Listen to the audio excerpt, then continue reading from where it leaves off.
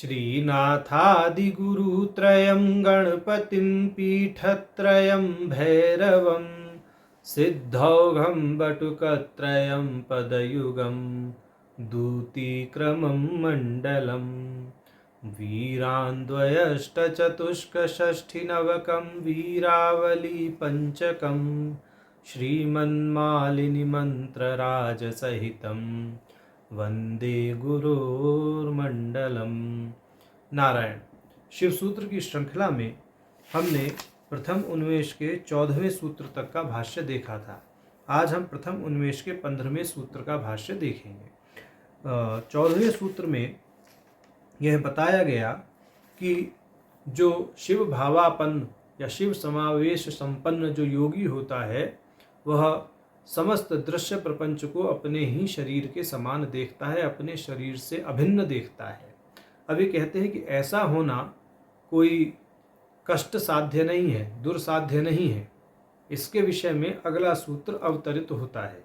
पहले भाष्यकार जी भूमिका बनाते हुए कहते हैं 15वें सूत्र की, यच्चेदं सर्वस्य दृश्यस्य शरीरतया शून्यांतस्य दृश्यतया एकरूपं प्रकाशनम् उक्तं न एतद्दुर्घटम् अपितु हृदये चित्तसंघातात् दृश्य स्वापदर्शनम्। ऐसा करके यहाँ 15वें सूत्र का उन्होंने मतलब पूर्व वाक्य बनाते हुए, पूर्व वाक्य कहते हुए 15वें सूत्र का वचन कहा है। तो ये कह रहे हैं कि यह सारा जगत और शून्यांत समस्त जागतिक प्रसार जो है वह योगी की दृष्टि में अपना शरीर मात्र दिखाई पड़ता है, ऐसा 14वें सूत्र में बोला। ठीक, क्योंकि योगी के लिए यह दुर्घट नहीं है, यह ऐसा कोई कार्य नहीं है जो योगी के लिए असंभव हो। क्योंकि कहते अपितु कि आगे कह रहे हैं कि संवित में माने हृदय चित्त संघट्टात दृश्य स्वापदर्शनम, कि संवित में चित्त की एकाग्रता होने से भाव और अभाव रूप जो जगत है उसका अद्वैत रूपतया दर्शन होता है। तो यहाँ पर हेतु क्या दे दिया? हेतु दे दिया हृदय चित्त संघटात, माना जो चित्त है उसकी एकाग्र चित्तता होने के कारण जो और हृदय पद से संवित को समझना चाहिए, जो परासंवित है। माने परासंवित में चित्त की एकाग्रता होने के कारण ऐसा होता है कि समस्त जो दृश्य प्रपंच है वह साधक को अपना शरीर दिखाई देने लगता है, अपने शरीर के समान यानी अपने से अभिन्न दिखाई देने लगता है। अब आगे भाष्यकार जी भाष्य करते हुए कहते हैं, विश्व प्रतिष्ठास्थानत्वात् चित्त प्रकाशो हृदयम, कि विश्व की प्रतिष्ठा का स्थान होने के नाते जो चित्त का प्रकाश है वही हृदय कहा गया है। तत्र चित्त संघटात, उस हृदय में उस चित्त प्रकाश में ही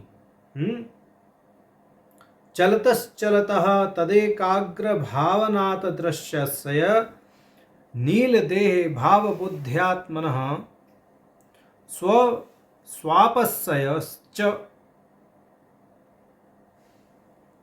एतद् अभावरूपस्य शून्यस्य दर्शनम् त्यक्त ग्राह्य ग्राहक विभेदेन यथा वस्तु स्वांग कल्पतया प्रकाशनम भवति।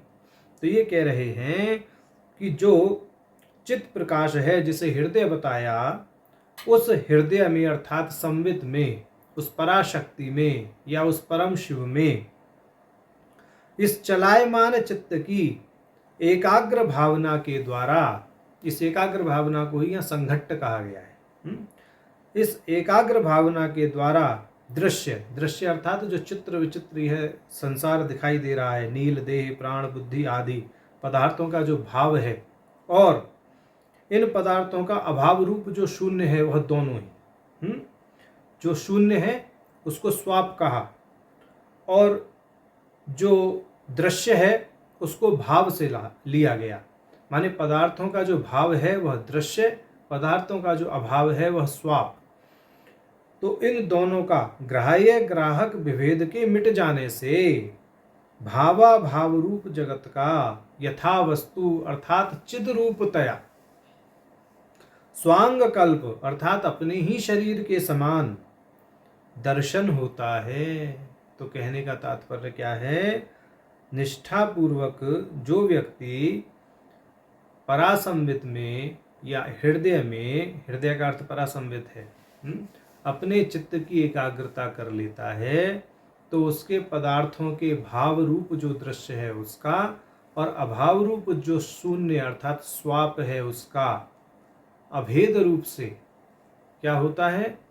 अपने ही स्वांग कल्प, अपने ही शरीर के रूप में दर्शन होना दुर्लभ नहीं है, ऐसा कहने का यहाँ तात्पर्य है। अब आगे कह रहे हैं भाष्यकार जी, चित प्रकाशताम अभिनिविश्यमानम ही चित्तम तदाच्छुरितम एव विश्वम पश्यति।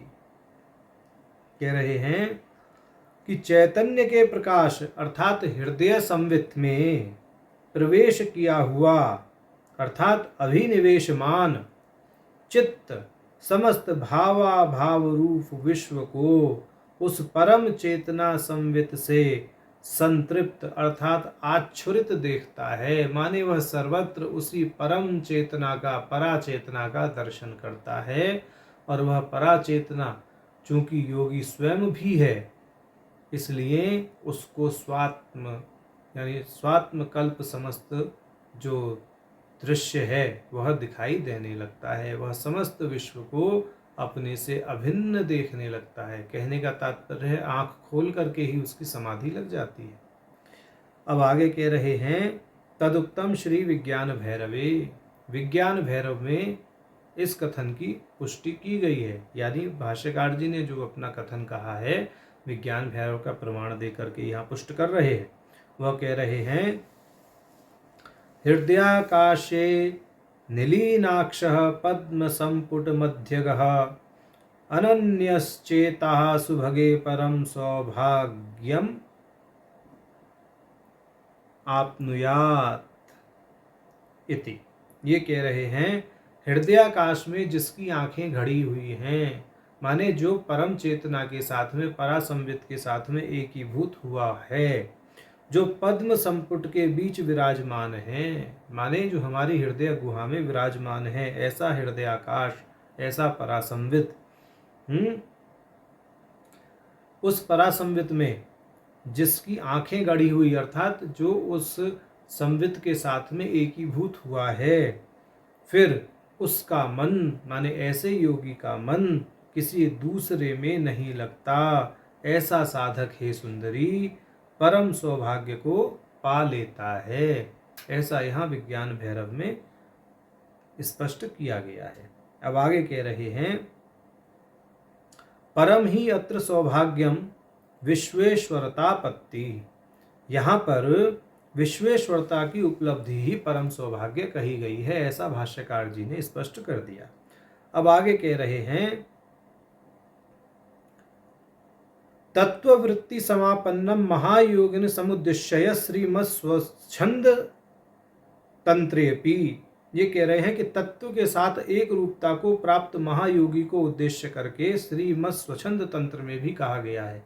माने वे महायोगी जिन्होंने तत्व के साथ अर्थात परम शिव के साथ में एक रूपता को प्राप्त कर लिया है, उनके विषय में स्वच्छंद तंत्र क्या कहता है उसको प्रमाण के रूप में प्रस्तुत कर रहे हैं। भाष्यकार कह रहे हैं, स च सर्वेषु भूतेषु भावतत्वेन्द्रियेषु च स्थावरम जंगमम च वह चेतना चेतनम स्त्यम अध्वानम व्याप्य सर्वे तु सामरस्येन संस्थितः इति। ये कह रहे हैं, वह साधक सभी पांच भूतों में, समस्त भाव जगत में, समस्त तत्वों और सारी इंद्रिय सक्रियता की शाक्त परानुभूति में व्याप्त हो जाता है। वह स्थावर और जंगम में, चर और अचर अर्थात चराचर में, जड़ और चेतन में भी व्याप्ति का अनुभव कर लेता है। माने सर्वत्र वो अपने आप को ही देखता है या सबको अपने से अभिन्न देखता है।